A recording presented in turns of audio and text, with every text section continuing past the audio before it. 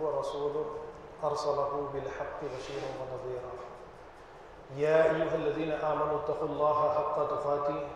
ولا تموتن إلا وأنتم مسلمون يا أيها الناس اتقوا ربكم الذي خلقكم من نفس واحدة وخلق منها زوجها وبث منهما رجالا كثيرا ونساء واتقوا الله الذي تساءلون به والأرحام إن الله كان عليكم رقيبا يا أيها الذين آمنوا اتقوا الله وقولوا قولا سديدا يصلح لكم أعمالكم ويغفر لكم ذنوبكم ومن يطيع الله ورسوله فقد فاز فوزا عظيما أما بعد فإن خير الحديث كتاب الله وخير الهدي هدي محمد صلى الله عليه وسلم وشر الأمور محدثاتها وكل محدثة بدعة وكل بدعة ضلالة وكل ضلالة في النار. قال الله تعالى في القرآن المجيد فإذا قرأت القرآن فاستعذ بالله من الشيطان الرجيم. أعوذ بالله السميع العليم من الشيطان الرجيم. بسم الله الرحمن الرحيم. فبما رحمة من الله لنت لهم ولو كنت فظا غليظ القلب لانفضوا من حولك. معزز حاضرین مسجد، پچھلے خطبہ جمعہ کے موقع پر میں نے آپ حضرات کے سامنے دارالخضا کی اہمیت، ہماری اپنی سوسائٹی یعنی بارکس میں اس کی اہمیت اور ضرورت کیا ہے، اسے موضوع بنا کر قرآن کریم کی چند آیات اور نبی کریم صلی اللہ علیہ وسلم کی احادیث سے چند باتیں میں نے آپ کے سامنے پیش کرنے کی کوشش کی تھی۔ دارالخضا کی اہمیت کو سامنے رکھ کر میں نے جو باتیں آپ کے سامنے پیش کی، اس کا خلاصہ یہ تھا کہ ہماری اپنی سوسائٹی کے اندر ایک دارالخضا کا اہتمام بے انتہا ضروری ہے۔ اب اس کے اندر ہمارے بے شمار اختلافات ہیں، آئلی مسائل سے لے کر معاشی وغیرہ وغیرہ جو بھی ہمارے مسائل ہیں، جس کی وجہ سے کسی سوسائٹی کے اندر فتنہ اور فساد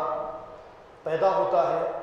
اس فتنے اور فسادات کے خاتمے کے لیے میں نے یہ بات آپ کے سامنے رکھی کہ دارالقضا کا اہتمام، دارالقضا کا قیام، ایک قاضی کا تقرر ہر سوسائٹی کے لیے ضروری ہے۔ اور جب ایک قاضی کا تقرر ہو جائے گا، دارالقضا قائم ہو جائے گا، تو سوسائٹی کے افراد اپنی اپنی فریادیں، اپنے اپنے اختلافات، دو فریقین اپنے اپنے اختلافات کو کورٹ، پولیس اسٹیشن کی طرف بعد میں، پہلے دارالقضا کی طرف لے کر آئیں گے۔ اور میں نے اس موقع پر بہت ساری باتیں آپ کے سامنے رکھی کہ اگر کوئی کیس کورٹ میں چلا جائے، کئی سال تک اس کا کوئی تصفیہ نہیں ہوتا، اور اس طریقے سے گواہیں، جھوٹی گواہی دینے والے، کچھ پیسوں کے اندر بک جانے والے ایسے افراد وہاں پر زیادہ تر ملا کرتے ہیں، جس کی وجہ سے 50 سال، 100 سال، 20 سال، 10 سال تک کئی تصفیے اسی طریقے سے پڑے ہوئے ہیں، جس کا کوئی تصفیہ عدالت نے آج تک کوئی اس کا تصفیہ نہیں سنایا ہے۔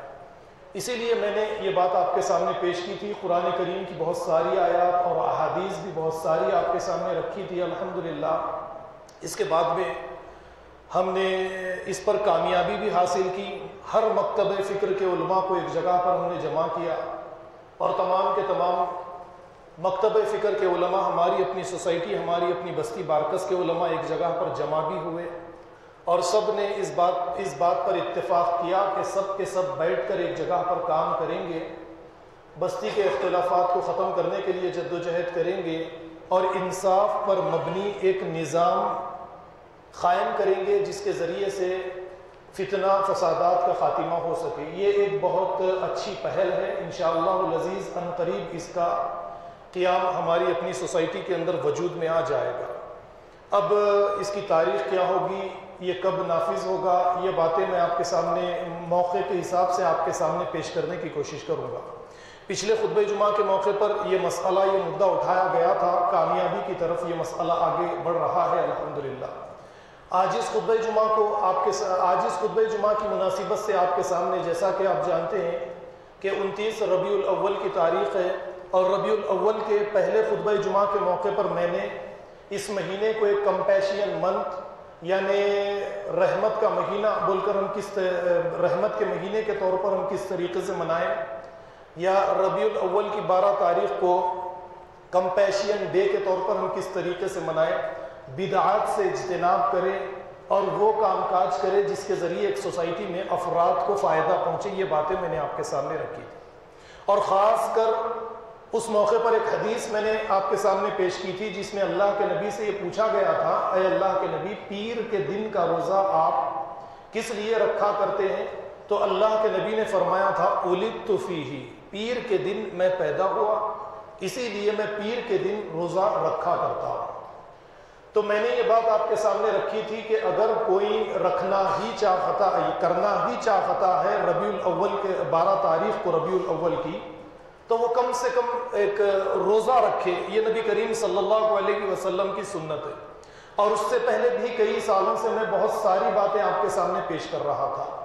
اب اس کمپیشین منتھ کے آخر اختتام کی طرف یہ جا رہا ہے, یہ آخری جمعہ ہے. اسے سامنے رکھ کر کہ یہ سارے مہینے کو ہم رحمت کے طور پر کس طریقے سے منا سکتے تھے,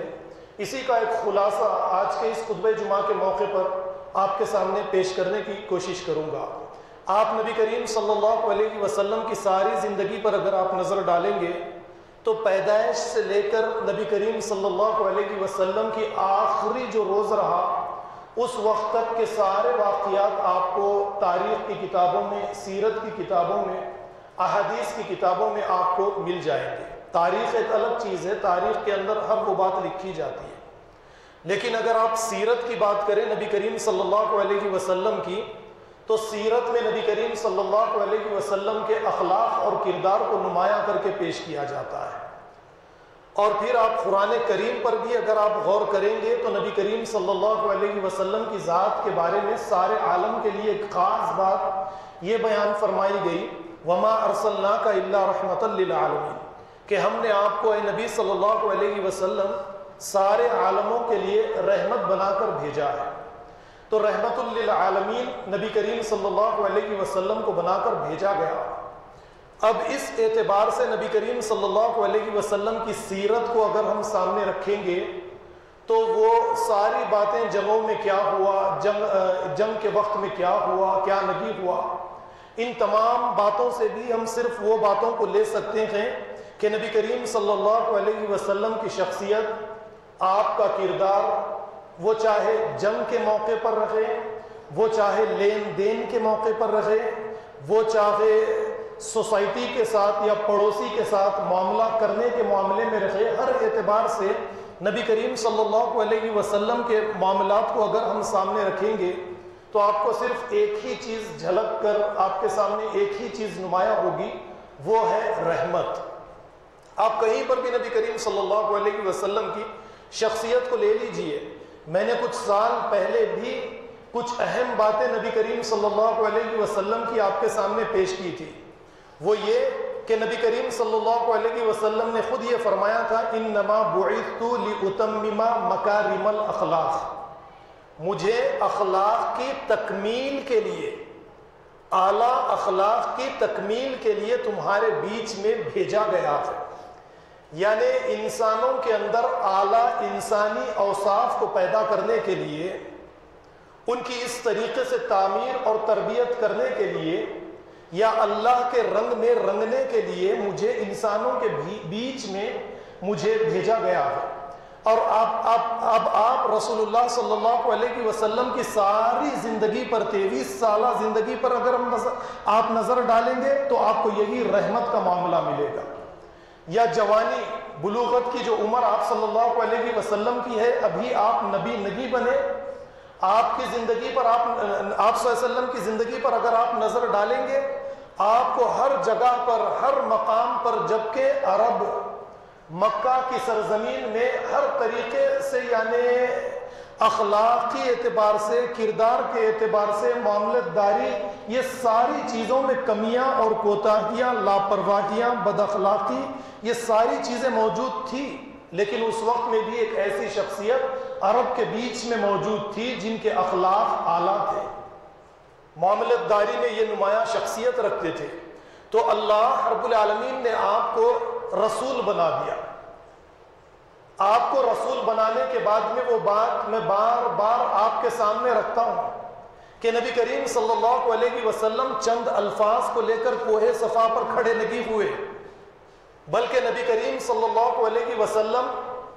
ایک نظریے کو لے کر، ایک عزم کو لے کر کوہ صفا پر کھڑے ہوئے تھے، اور جب اللہ کے نبی نے سارے مکہ کے افراد کو اس پہاڑی کے نیچے جمع کر لیا تو ان کے سامنے اس نظریے کو ان کے سامنے پیش کیا، یا قومی قولوا لا الہ الا اللہ تملک بها العرب وتدین بها العجم، اے میری قوم کے لوگوں، لا الہ الا اللہ کا تم اقرار کر لو، جب تم اس کا اقرار کر لو گے تو عرب کے تم بادشاہ مالک بن جاؤ گے۔ یعنی انسان ہے کسی نظریے کو اگر وہ، کسی کی فکر کو اگر وہ قبول کرتا ہے تو اپنے مفاد کو مد نظر رکھتا ہے، اپنے فائدے کو سامنے رکھتا ہے، اور اسلام کسی کے فائدے کو اس سے چھینتا نہیں ہے، بلکہ یہ نظریے، اس کلمے کا اقرار اگر تم کر لو گے، عرب کے اندر جو طبقاتی نظام قائم کر دیا گیا ہے کچھ سرمایہ داروں کی جانب سے، اس نظام کا خاتمہ ہو جائے گا، عرب، عجم، امیر، غریب، چھوٹا، بڑا، گورا، کالا، ہر ایک برابر کا درجہ لے لیں گے،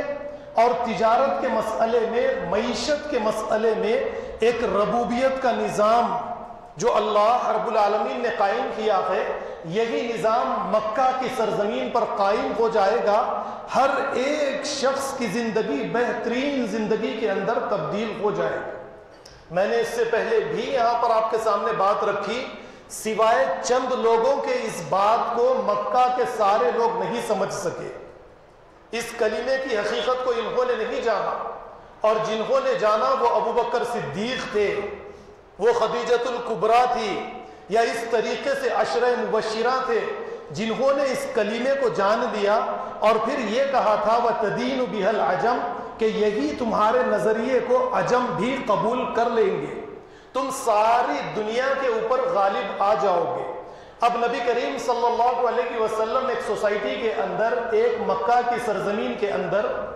لوگوں کی تعلیم اور تربیت کا ایک نبی کریم صلی اللہ علیہ وسلم نے ایک سلسلہ شروع کیا تھا، اور تعلیم اور تربیت اتنی حساس طریقے سے اللہ کے نبی صلی اللہ علیہ وسلم نے کی کہ جو ٹیم تیار ہوتی چلی جا رہی تھی، اب آپ جانتے ہیں کہ اس ٹیم کی تیاری کے بعد میں جو حالات، جو کیفیات مکہ کی سرزمین پر مسلمانوں کے ساتھ پیش آئے، کئی مرتبہ بہت سارے علماء اور میں نے بھی یہ باتیں آپ کے سامنے پیش کر دی ہے۔ اب اگر یہ صرف کلمہ لا الہ الا اللہ محمد الرسول اللہ کا اقرار کر لینا ہوتا تو کیوں بلال اپنی پیٹھ اور سینے پر گرم گرم پتھر رکھوا لیتے، یا کیوں سمیہ اپنی جان قربان کر دیتی، آپ کے شوہر کیوں اپنی جان کی قربانی دے دیتے، یا اس طریقے سے بہت سارے صحابہ کرام اپنی مال کی قربانی دیتے۔ حضرت قبیب نے اپنے جسم کے ٹکڑے ٹکڑے اس کلمے کے لیے کروا لیے، اگر وہ جانتے کہ اس کلمے کا 100 مرتبہ صرف ورد کر لینا ہے، اسے پڑھ لینا ہے، اس کے پڑھنے سے مفتاح الجنہ جنت مل جانا ہے، تو اتنی جد و جہد، مال کی قربانی، جان کی قربانی، شخصیت کی تبدیلی، اخلاق کی تبدیلی، کردار کی تبدیلی، نظام کی تبدیلی، یہ ساری چیزوں سے ہمیں کیا لینا دینا ہے؟ ایسا ہرگز نہیں تھا۔ وہ جانتے تھے کہ یہ کلمہ جو ہے، اس کلمے کے پڑھنے کے بعد میں ہر اعتبار سے ہماری اپنی شخصیت کے اندر ہمیں تبدیلی لانی ہے، اور اس کا مطلب لا الہ الا اللہ محمد الرسول اللہ، اس بات کو تسلیم کرنے کا مطلب یہ ہے کہ اللہ کی آسمانی وحی سے ہمیں اپنے آپ کو جوڑنا ہے، یعنی دستور زندگی گزارنے کا جو ہمارا آئین، جو ہمارا دستور ہوگا وہ اللہ کی کتاب ہوگی، اور اس دستور کے ترجمان، اس دستور کی طرف لے جانے والی شخصیت جو ہوگی وہ محمد الرسول اللہ صلی اللہ علیہ وسلم کی شخصیت ہوگی۔ یعنی اللہ رب العالمین نے نبی کریم صلی اللہ علیہ وسلم کو ایک سانچے کے طور پر عرب کی سرزمین یا ساری دنیا کے انسانیت کے لیے اللہ کے نبی صلی اللہ علیہ وسلم کی شخصیت کو ایک سانچے جیسی بنایا۔ سانچہ ڈائی ہم جسے کہتے ہیں کہ جو بھی چیز ایک گرمی ٹیمپریچر تک پہنچائی جائے، پلاسٹک اس سانچے کے اندر داخل کی جائے تو وہ وہی شکل لے کر باہر آ جاتی ہے۔ تو اللہ رب العالمین محمد رسول اللہ صلی اللہ علیہ وسلم کے رسول ہونے کا جو ہم سے اقرار کرواتے ہیں، اس کا مطلب یہ ہے کہ رسول اللہ صلی اللہ علیہ وسلم کی ساری زندگی، اب اس کا مغز، اس کی روح، ہر معاملے کے اندر اگر آپ لیں گے تو وہ سیرت اللہ کے نبی صلی اللہ علیہ وسلم کی نکل کر آتی ہے، چاہے وہ اختلافی مسئلہ رکھے، چاہے وہ لین دین کا مسئلہ رکھے، چاہے وہ جنگ کا مسئلہ رکھے، چاہے وہ پڑوسیوں کے ساتھ حقوق ادا کرنے کا مسئلہ رکھے، چاہے وہ تجارت کا مسئلہ رکھے، اب سانچہ نبی کریم صلی اللہ علیہ وسلم کی شخصیت کو بنا دیا۔ اب جو لا الہ الا اللہ محمد رسول اللہ کا اقرار کرے گا، اس کے لیے یہ ضروری ہے کہ وہ اپنی شخصیت کو اللہ کے نبی صلی اللہ علیہ وسلم کی شخصیت کے جیسی کر لے، اس کے بغیر اس کا اسلام قابل قبول نہیں ہوگا۔ اسی کو محبت کہا جائے گا اور یہی محبت اللہ تسلیم کریں گے۔ اب اس کے بعد میں آپ نبی کریم صلی اللہ علیہ وسلم کی ذرا زندگی دیکھیے، سوسائٹی کے اندر لوگوں کی تعلیم اور تربیت کو لے کر نبی کریم صلی اللہ علیہ وسلم نے کس طریقے سے لوگوں کے ساتھ رحمت کا معاملہ فرمایا۔ یہ ربیع الاول کا مہینہ تو چلا جائے گا، اس مہینے میں کس فرقے نے کیا کیا، اس سے اب لینا دینا بھی نہیں ہے، یہ باتوں کو رکھ کر کچھ فائدہ بھی حاصل نہیں ہوگا، لیکن ایک اللہ کے نبی صلی اللہ علیہ وسلم کی سنت، جس سنت کے ذریعے آپ انسانوں کو، جانوروں کو، کلائمیٹ کو، ہر چیز کو آپ فائدہ پہنچا سکتے ہیں، یہ سنت کو میں آپ کے سامنے رکھوں گا، اور سیرت سے یہی چیزیں لینی چاہیے جس کے ذریعے ساری انسانیت کو فائدہ ہو۔ نبی کریم صلی اللہ علیہ وسلم نے ایک مرتبہ صحابہ کرام کے بیچ میں یہ فرمایا کہ اے میرے صحابہ، اگر کسی شخص کے ہاتھ میں کسی درخت کی گٹلی یا بیج ہو اور اس کی عمر کا آخری دن چل رہا ہو، وہ مرنے کے قریب رہے، تو یہ فوراً یہ بیج یا گٹلی کو زمین میں پیر دے، زمین میں گاڑ دے، اس سے جو بھی درخت نکلے گا یہ لوگوں کو فائدہ پہنچائے گا۔ اب جو یہ درخت نکلے گا آپ اس کے بارے میں اچھی طرح سے جانتے ہیں،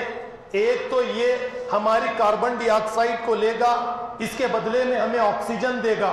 یہ کلائمیٹ کو برابر رکھے گا، یا پھر اسی طریقے سے پھل دے گا، پھول دے گا، وغیرہ وغیرہ۔ نبی کریم صلی اللہ علیہ وسلم نے صرف ایک سوسائٹی میں رہ کر، ایک شہر میں رہ کر آپ ذرا غور کیجئے کہ آنے والے 1400 سال بعد میں جو لوگوں کے لیے مسائل پیدا ہوں گے، آپ اس وقت میں اگر دیکھیں گے تو ہر جگہ پر آپ کو جنگلات ہی جنگلات ملیں گے، لیکن اللہ کے نبی صلی اللہ علیہ وسلم یہ جانتے تھے کہ دنیا کے اندر آبادی کے اندر اضافہ ہوگا، لوگ جھاڑوں کو تیزی کے ساتھ کاٹیں گے اور جنگلیں شہروں کے اندر، بستیوں کے اندر تبدیل ہونا شروع ہو جائیں گے، اور اس وقت میں انسانوں پر، جانوروں پر بے شمار مسائل آئیں گے، ہو سکتا ہے کہ یہ تباہ اور برباد ہو جائے۔ اسی لیے حدیث میں جو اللہ کے نبی صلی اللہ علیہ وسلم نے فرمایا کہ زندگی کا آخری دن بھی رہے، مرنے کے قریب بھی اگر کوئی انسان رہے تو اس کے لیے یہ ضروری ہے کہ یہ گٹلی یا بیج کو زمین میں پیر دے۔ اس رحمت والے مہینے میں، اس کمپیشن منتھ میں، ہم نے ہماری اپنی بستی میں، اس سے پہلے بھی میں نے آپ کی توجہ دلوائی، بعض افراد تو شجرکاری کو اتنی آسان چیز اور بعض تو مذاق کے اندر بھی لے لیتے ہیں، جیسا کہ 2 مہینے پہلے ہم نے ہماری گلی میں 6 درخت لگائے، بعض نوجوانوں نے اکھاڑ کر بھی پھینک دی، اب تو 2 ہی باقی ہیں، اور بعض لوگ مذاق بھی اڑاتے ہوئے چلے گئے۔ لیکن آپ دیکھیے اس کے بارے میں ہمیں علم نہیں ہے، اسی لیے اس طریقے کی چیزیں پیدا ہوتی ہیں، لیکن یہ نبی کریم صلی اللہ علیہ وسلم کی ایک سنت ہے۔ اس سنت کا زندہ کرنا انسانیت کے لیے، اس کے اندر بھلائی بھی ہے۔ ربیع الاول کے مہینے میں اگر جو لاکھوں کی تعداد میں ہم مسلمان جو کام کاج کر رہے ہیں، اس کا رخ اگر ہم ذرا سا تبدیل کر کے شجرکاری کی طرف، لوگوں کو متوجہ کر دے، گلی گلی میں درخت لگائے، ان کی حفاظت کرے، ان کو پانی دے، 5 سال 10 سال 2 سال میں یہ ہمیں فائدہ پہنچائیں گے۔ کووڈ-19 کے وقت میں درختوں کی جو شدید ہمیں ان کی شدت جو ہمیں محسوس ہوئی، آپ اس سے بے خبر تو نہیں ہیں، آپ اس کے بارے میں اچھی طرح سے جانتے تھے۔ یا پھر اسی طریقے سے نبی کریم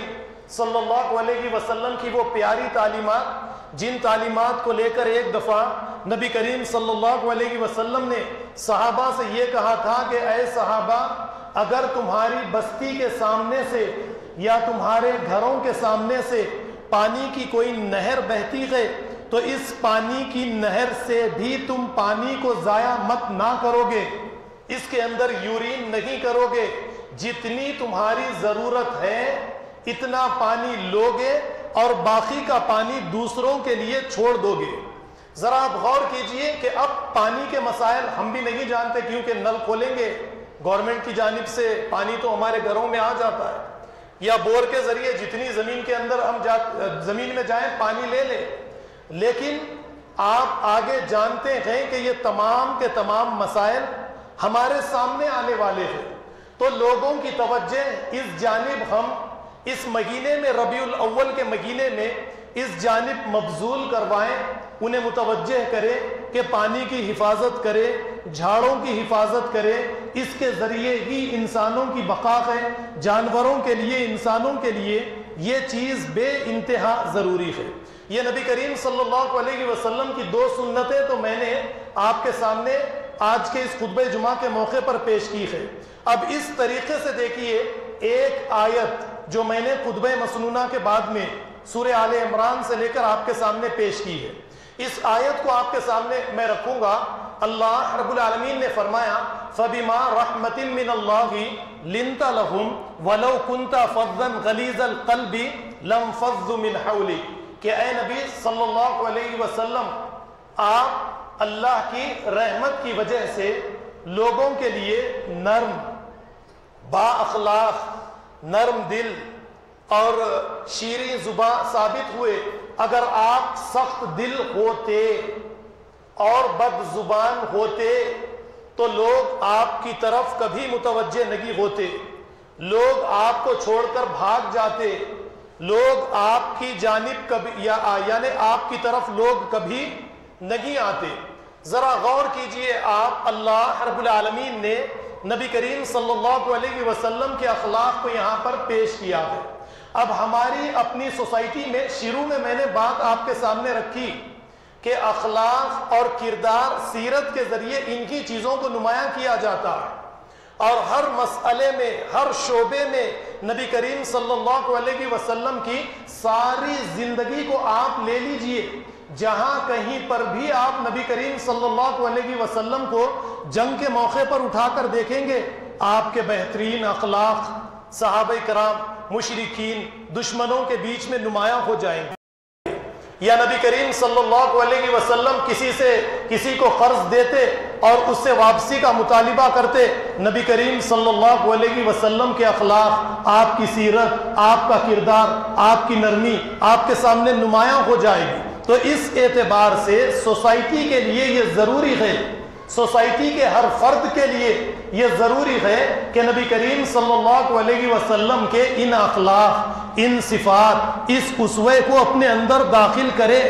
اور اپنی شخصیت کو تبدیل کرے۔ جب اس طریقے سے سوسائٹی کے افراد نبی کریم صلی اللہ علیہ وسلم کی صفات کو اپنے اندر داخل کریں گے،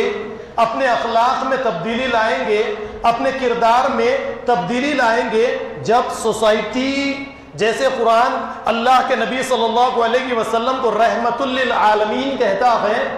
اور آگے صحابہ کے بارے میں کہتا ہے رحماء بینہم، اللہ کے نبی سارے عالم کے لیے رحمت ہے، عالموں کے لیے، اور صحابہ آپس میں ایک دوسرے سے شدید محبت کرنے والے۔ تو مسلم سوسائٹی، مسلم معاشرہ جب ہی بنتا ہے جب ایک معاشرے کے اندر، سوسائٹی کے اندر بسنے والے تمام کے تمام افراد اخلاق، کردار، سیرت میں نبی کریم صلی اللہ علیہ وسلم کو سامنے رکھے، آپ ہی سے سبق حاصل کرے، اپنی شخصیت کے اندر جو سختی ہے اس سختی کو نکال دے اور نبی کریم صلی اللہ علیہ وسلم کی صفات کو اپنے اندر داخل کر لے۔ اب آپ بتائیے کہ ہمارے اندر سے جو اخلاق، جو کردار کا سوسائٹی کے اندر اظہار ہوگا وہ رحماء بینہم والا ہوگا یا پھر کوئی سختی والا ہوگا؟ آپ بتائیے۔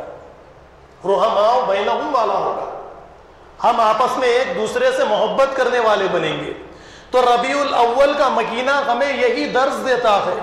یہ مہینہ سارا مہینہ ہمارے لیے کمپیشن منتھ کا مہینہ ہے، یہ مہینہ اپنے اخلاق کردار کے اندر تبدیلی، ہمارے اخلاق اور کردار میں تبدیلی لانے والا مہینہ ہے۔ اس طریقے سے اس مہینے کو ہم اگر منائیں تو سوسائٹی کے اندر ایک اچھی تبدیلی آ سکتی ہے۔ نبی کریم صلی اللہ علیہ وسلم کے واقعات تو میں کئی مرتبہ آپ کے سامنے رکھتا چلا جاتا ہوں۔ ایک غیر مسلم اللہ کے نبی سے ملاقات کے لیے آتا ہے اور ملاقات کے بعد میں کہتا ہے کہ اے محمد، میں آج مسجد نبوی میں رات گزار کر صبح کو چلا جاؤں گا۔ اللہ کے نبی اجازت دے دیتے ہیں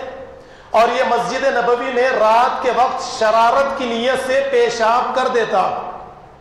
اور اس ڈر سے کہ صحابہ آئیں گے مجھے گرفتار کریں گے، اللہ کے نبی مجھے سزا دیں گے، اس ڈر سے یہ مسجد نبوی کو چھوڑ کر بھاگ جاتا ہے، لیکن اپنی تلوار مسجد نبوی ہی کے اندر بھول جاتا۔ اس وقت میں تلوار ایک قیمتی چیز تھی، آج کے جیسا تو مسئلہ نہیں ہے چلو باہر سے بازار سے کہیں سے خرید لیں گے، لوگوں کے پاس اتنا مال نہیں ہوتا تھا اور بازار میں بھی بڑی آسانی کے ساتھ یہ چیزیں ملا نہیں کرتی تھی، لہٰذا یہ ڈر گئے کہ ایک قیمتی چیز میری چلی گئی، میں کسی نہ کسی طریقے سے صبح کے وقت جا کر جب مسجد نبوی خالی ہوگی میں اپنی تلوار پھر سے لے کر چلا جاؤں گا۔ یہ کہہ کر مسجد نبوی کے چوری سے آ کر مسجد نبوی کے دروازے پر کھڑے ہوتے ہیں اور جو مسجد نبوی میں دیکھتے ہیں تو صحابہ جمع ہیں، اللہ کے نبی موجود ہیں اور صحابہ یہی مسئلے کی گفتگو کر رہے ہیں کہ اس نے مسجد نبوی کو گندی کر دیا اے اللہ کے نبی، اور تلوار چھوڑ کر یہ بھاگ گیا ہے۔ تو اللہ کے نبی صلی اللہ علیہ وسلم کی زبان سے جو الفاظ نکلتے ہیں آپ اسے ذرا غور سے سنیے۔ اللہ کے نبی کہتے ہیں کہ وہ انسان ہیں،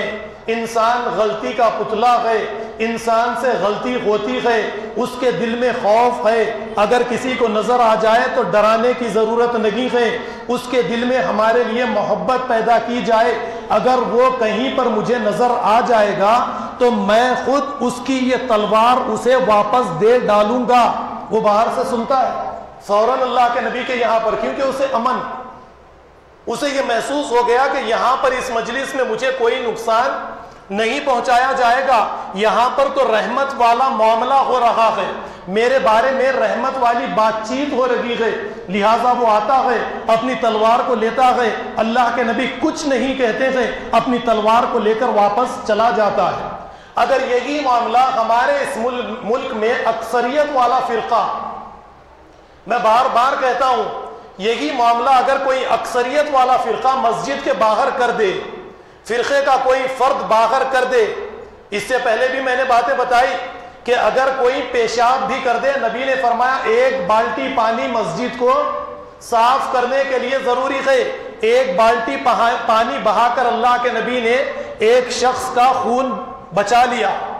لیکن ہم مسجد میں اگر کوئی خنزیر کا گوشت یا کسی کا گوشت یا کوئی جے شری رام کا نعرہ لکھ کر ہی چلا جائے، سارے ہندوستان کے اندر فتنہ اور فساد کر کے کئی لوگوں کا جان اور مال ضائع کر دیتے ہیں، کئی لوگوں کا خون بہا دیتے ہیں۔ نبی کی سنت ربیع الاول کا مہینہ جو درس دیتا ہے، سیرت سے جو چیز نکل کر ہمارے سامنے آئی، نبی کی سنت کا مقصد یعنی سنت کی روح ہمارے سامنے نکل کر آئی، پیشاب کرے، غلط کلمہ لکھ کر لگا دے، خنزیر کا گوشت ہی ڈال دے، وہ نکال کر باہر پھینک دے، ایک بالٹی پانی ڈال دے، پیشاب رکھے، گندگی رکھے، مٹا دے، تھوڑا سا کلر کروا دے، انسانوں کی جان تو بچ ہی جائے گی۔ یہ نبی کریم صلی اللہ علیہ وسلم کا اسوہ ہے، اس اسوے کو ہمیں زندہ کرنا ہے، یہ نبی کریم صلی اللہ علیہ وسلم کا سانچہ ہے، اسی سانچے میں ڈھل کر ہر ایک انسان کو اپنی شخصیت کو نبی کریم صلی اللہ علیہ وسلم کی سیرت کے مطابق بنانا ہے۔ اب آپ ذرا غور کیجئے، اللہ کے نبی مدینہ گئے، مسجد نبوی کی تعمیر ہوئی، صحابہ کو جمع کیا اور کہا کہ لوگوں کو نماز کے لیے کس طریقے سے بلائیں گے۔ اللہ کے نبی پیغمبر ہے، لیکن لوگوں سے مشورے کیا کرتے تھے، اپنی طرف سے کوئی کام کا حکم نہیں صادر فرما دیتے کہ ایسا کرو یہ کیا جائے، بلکہ آپ لوگوں سے مشورے فرماتے۔ ایک صحابی اٹھ کر کہتے ہیں کہ یا رسول اللہ صلی اللہ علیہ وسلم 1 گھنٹہ لگا لیں گے، نماز سے پہلے گھنٹہ مار دیں گے، لوگ مسجد کو آ جائیں گے، سمجھ جائیں گے نماز کا وقت ہو گیا۔ اللہ کے نبی نے کہا نبی یہ عیسائیوں کا طریقہ ہے، ہم کوئی اور طریقہ اختیار کریں گے۔ ایک نے کہا وہ ناقوس کہتے ہیں نا یہ بجائیں گے، تو اللہ کے نبی نے کہا یہ یہودیوں کا طریقہ ہے، ہم اس کو اختیار نہیں کر سکتے۔ ایک صحابی نے اٹھ کر کہا کہ اللہ کے نبی ہم آگ جلائیں گے، رات کا وقت رہے گا تو روشنی مسلمانوں کو نظر آئے گی، دن کا وقت رہے گا تو دھواں دیکھ کر سمجھ جائیں گے نماز کا وقت ہو گیا ہے۔ اللہ کے نبی نے کہا یہ مجوسیوں کا طریقہ ہے، ہم کوئی دوسرا طریقہ اختیار کریں گے۔ اس کے بعد فجر کی نماز کے بعد ایک صحابی آئے، آ کر کہنے لگے یا رسول اللہ میں سویا ہوا تھا، ایک نورانی چہرے والی شخصیت میرے خواب میں آئی، انہوں نے کہا کہ دیکھو اٹھو اور میں جو کہتا ہوں وہ تم کہو۔ انہوں نے مجھے یہ کلمات سکھائے، اللہ اکبر یعنی مکمل اذان۔ اللہ کے نبی نے کہا کیا سنائے ذرا بتاؤ؟ انہوں نے یہ کلمات سنا دیے۔ اب اللہ کے نبی نے کہا کہ یہی کلمات حضرت بلال کو سنائے جائیں اور بلال اذان دیں گے۔ یہ کہنا ہی تھا کہ حضرت عمر بھی حاضر ہوئے، یہی بات حضرت عمر نے اللہ کے نبی سے بیان فرمائی۔ خیر قصہ مختصر سا یہ ہے کہ حضرت بلال نے اذان دی ہے۔ اب اذان کے کلمات تو آپ اچھی طرح سے جانتے ہیں، میں نے کلمے کو آپ کے سامنے پہلے رکھ دیا کہ یہ کلمہ صرف ورد کرنے کے لیے نہیں آیا، زبانوں سے کہہ لینے کے لیے نہیں آیا، یہ ایک نظریہ ہے۔ اور اس کلمے کے ساتھ 2 باتیں اللہ کے نبی نے خاص بیان فرمائی، تملکو بہل عرب و تدین بہل عجم، کہ یہ کلمہ پڑھ لو گے تو عرب کے بادشاہ بن جاؤ گے اور غیر عرب دنیا جو ہے یہ تمام کی تمام تمہارے اس نظریے کو قبول کر لے گی۔ اب آپ دیکھیے حضرت بلال نے اذان دی، تو حضرت بلال نے جو اذان دی اس اذان کے پیچھے ایک مقصد تھا، اشہد ان لا الہ الا اللہ۔ حضرت بلال نے کہا اشہد ان محمد رسول اللہ، حضرت بلال نے کہا، صحابہ نے سنا، تو اس کا مقصد یہ تھا کہ محمد صلی اللہ علیہ وسلم کی شخصیت ہر اعتبار سے ہمارے لیے لازم اور ملزوم ہے۔ اتباع، قرآن کہیں پر اتباع کا لفظ لاتا ہے، کہیں پر اطاعت کو لے کر آتا ہے۔ اتباع آپ شاید جانتے ہیں یا نہیں جانتے، لیکن اس کی ایک چھوٹی سی وضاحت میں آپ کے سامنے کر دوں۔ اتباع کہتے ہیں جیسے آپ نے دیکھا ہوگا کہ ایک بکری ہے، بکری کا بچہ پیدا ہونے کے بعد میں کچھ مہینوں تک اپنی ماں کے پیچھے پیچھے پیچھے چلتا ہے، ماں اس کی ضرورت ہے وہ شفقت کے لیے اور غذا حاصل کرنے کے لیے، یا گائے ہے، گائے کا بچہ اپنی ماں کے پیچھے پیچھے چلتا ہے، اس کو کہتے ہیں اتباع۔ نبی کریم صلی اللہ علیہ وسلم کے پیچھے پیچھے پیچھے چلنے کو اتباع کہتے ہیں۔ کسی بھی مسئلے میں ہم اللہ کے نبی کے راستے کو چھوڑ دیں تو یہ اللہ کے نبی کی نافرمانی ہے۔ تو اتباع جب تک یہ نظام قائم نہ ہو یہ اتباع ہے۔ تو اب ایسی حالت میں سوسائٹی میں اب ہم جس ملک میں رہتے ہیں یہاں پر شریعت نافذ نہیں ہے، مسلم پرسنل لا کے نام سے کچھ قوانین، کچھ چیزیں مسلمانوں کی جیسے آئلی مسائل، طلاق، خلا وغیرہ وغیرہ، یہ چیزیں ہم پر ہمارے لیے ضروری ہے، لیکن مکمل طور پر شریعت نافذ نہیں ہے۔ تو اب ہمارے لیے ایسی صورت میں اتباع ہے۔ اتباع کیا ہے میں نے آپ کو بتا دیا، جیسے جانور کا بچہ اپنی ماں کے پیچھے چلتا ہے، قدم پہ قدم، قدم پہ قدم، قدم پہ قدم رکھنا ہے۔ اور اطاعت کیا ہے؟ جب یہی اللہ کی کتاب، یہی اللہ کا دستور ایک ریاست کا آئین، ایک دستور، ایک ریاست کا قانون بن جائے تو جب اس کے بعد میں اطاعت ہوگی۔ اسی لیے قرآن کہتا ہے یا ایھا الذین آمنوا اطیعوا اللہ واطیعوا الرسول واولی الامر منکم، اللہ کی اطاعت کرو، رسول کی اطاعت کرو اور تمہارے بادشاہوں کی اطاعت کرو کہتا ہے۔ تو یہاں پر دیکھیے جو باتیں میں نے آپ کے سامنے رکھی کہ صحابہ کرام یہ جانتے تھے 5 وقت جو اذان دیتے تھے، نمازوں کے لیے جو اقامت دیتے تھے، وہ اس بات کی تجدید کرتے تھے، اس بات کو تازہ کرتے تھے کہ نبی کریم صلی اللہ علیہ وسلم کی سیرت ہی ہمارے لیے کامیابی۔ اب ہماری اپنی بستی میں 1000 2000 5000 نام کے محمد آپ کو نظر آئیں گے، دھوکے باز، شرابی، سود خور وغیرہ وغیرہ آپ اپنی طرف سے لے لیجئے۔ کیا نام کو رکھ لینے سے کافی ہے؟ یا پھر اس طریقے سے ابو بکر نام کے کئی اشخاص آپ کو نظر آئیں گے، عمر نام کے کئی اشخاص آپ کو نظر آئیں گے، یا پھر اسی طریقے سے ہماری مساجد سے روزانہ 5 وقت اذانیں دی جائے گی، اس کا کوئی فائدہ ہے؟ مساجد کی تعمیرات کا سلسلہ رہے گا، اس کا کوئی فائدہ ہے؟ ایک کلمہ زندگی میں ایک مرتبہ حضرت بلال نے اس کلمے کو اقرار کر لیا، حضرت قبیب نے اس کلمے کا اقرار کر لیا، جان دینے کے لیے تیار ہے، جان دے دیتے ہیں۔ حضرت بلال سخت سے سخت تکالیف کو سہ لیتے ہیں اس کلمے کے لیے۔ جو نظریہ، جو انقلاب محمد رسول اللہ صلی اللہ علیہ وسلم لے کر آئے، اس انقلاب کو مکمل کرنے کے لیے صحابہ کرام جانتے ہیں کہ جانوں کی قربانی، مالوں کی قربانی ضروری ہے۔ 5 وقت کی نمازیں اور 30 دن کے روزے اس کے لیے کافی نہیں ہے۔ ہر اعتبار سے اس نظام کو قائم کرنے کے لیے ہمیں اس کے اندر کود پڑنا ہے۔ یہ ہے 5 وقت کی اذانیں جو تبدیلی لاتی ہے ایک سوسائٹی کے اندر، لوگوں کے سیرت اور کردار کے اندر تبدیلی لاتی ہے۔ نبی کریم صلی اللہ علیہ وسلم کی سیرت کے حوالے سے کئی جھلکیاں میں آپ کے سامنے پیش کر سکتا ہوں کہ نبی کریم صلی اللہ علیہ وسلم، جیسا کہ میں نے آپ کے سامنے کہا کہ جب جنگ کا موقع آ جائے، جنگ بدر ہی آپ لے لیجئے، کئی مشرکین 70 یا 71 کی تعداد میں قیدی بن کر اللہ کے نبی صلی اللہ علیہ وسلم کی خدمت میں حاضر کر دیے گئے۔ اللہ کے نبی نے ان قیدیوں کو دیکھا تو صرف یہ کہا کہ انہیں آزاد کر دیا جائے، جو فدیہ دے سکتا ہے فدیہ لے لیا جائے، جو نہیں دے سکتا ہمارے 10 بچوں کو لکھنا اور پڑھنا سکھا دے، آزادی حاصل کر لے۔ قرآن کہتا ہے فَإِمَّا مَنَّا بَعْدُ وَإِمَّا فِدَاءً حَتَّى تَضَعَ الْحَرْبُ أَوْزَارَهَا۔ جنگی قیدیوں کو خوب اچھی طریقے سے باندھ لو، پھر اس کے بعد میں کیا کرو؟ یہ اگر فدیہ دے سکتے ہیں تو فدیہ لے کر آزادی دے دو، فدیہ نہیں دے سکتے تو بنا فدیے کے آزادی دے دو، یہاں تک کہ جنگ اپنے ہتھیار زمین پر پھینک ڈالے۔ یہ کیا ہے؟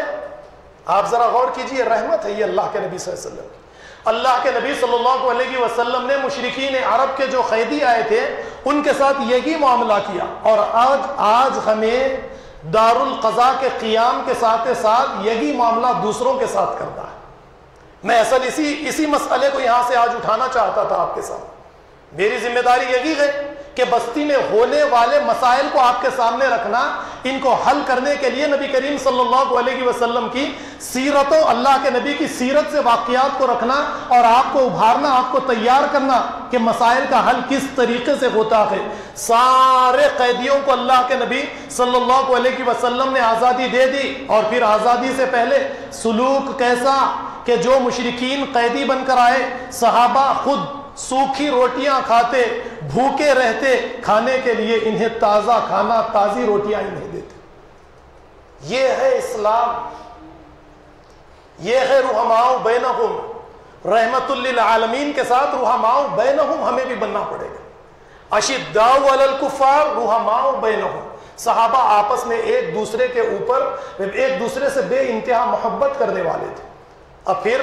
آخری واقعے کی طرف آپ کو لے کر آؤں کہ وہی واقعہ فتح مکہ والا واقعہ کئی مرتبہ آپ کے سامنے پیش کر دیا۔ 10,000 کا لشکر لے کر آئے، ابو سفیان کو راستے میں گرفتار کر لیا گیا، ابو سفیان کو اللہ کے نبی کی خدمت میں پیش کیا گیا۔ ابو سفیان نے کہا محمد صلی اللہ علیہ وسلم کیا سارے مکہ کے لوگوں کو کیا قتل کر دو گے؟ اللہ کے نبی نے مسکرا کر کہا ابو سفیان میرا ارادہ یہ نہیں ہے، تم یہ سمجھتے ہو کہ آج ہم سارے عرب کے مکہ کے لوگوں کو قتل کر دیں گے، نہیں، تم جا کر اعلان کر دو مکہ کے اندر پہلے تم ہی داخل ہو جاؤ اور یہ کہو کہ جو ابو سفیان کے گھر میں داخل ہو جائے اسے امن مل جائے گا۔ ابو سفیان بڑے ہوشیار تھے، کہا اللہ کے نبی میرا مکان تو چھوٹا ہے، 60,000 کی آبادی، 70,000 کی آبادی میرے مکان میں کیسے آئے گی؟ اللہ کے نبی نے کہا جو خانہ کعبہ میں داخل ہو جائے اسے امن ہے۔ اے اللہ کے نبی 60-70,000 خانہ کعبہ میں کیسے آئیں گے؟ اللہ کے نبی صلی اللہ علیہ وسلم سمجھ گئے ابو سفیان کیا چاہتے ہیں۔ اللہ کے نبی نے کہا ابو سفیان جا کر اس بات کا اعلان کر دو کہ جو اپنے اپنے مکان میں اندر رہے، اندر سے دروازے لگا لے، اور جو ہمیں راستے میں بنا ہتھیار کے ہم سے ملاقات کر لے اسے امن ہے، اسے کسی قسم کا کوئی نقصان نہیں پہنچایا جائے گا۔ لیکن اسی موقع پر ایک صحابی نے یہ الفاظ اپنی زبان سے نکالے، الیوم یوم الملحمہ،